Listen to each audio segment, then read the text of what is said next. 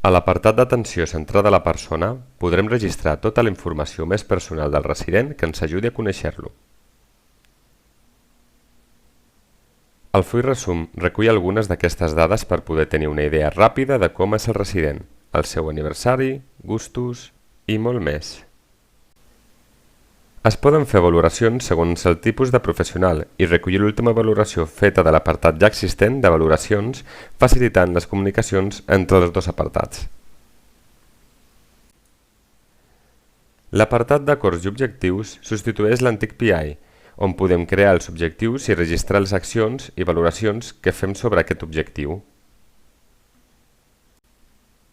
Tindrem disponible la informació de la ACP en diferents PDFs, incloses les firmes dels professionals que han intervingut a les activitats, com el full de resum.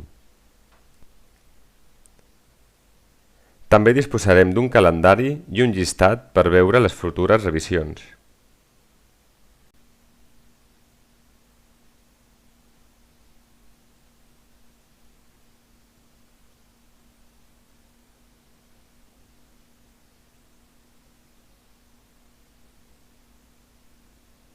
Encara que el PI antic desapareix, podeu continuar consultant les dades a la pestanya PI antic.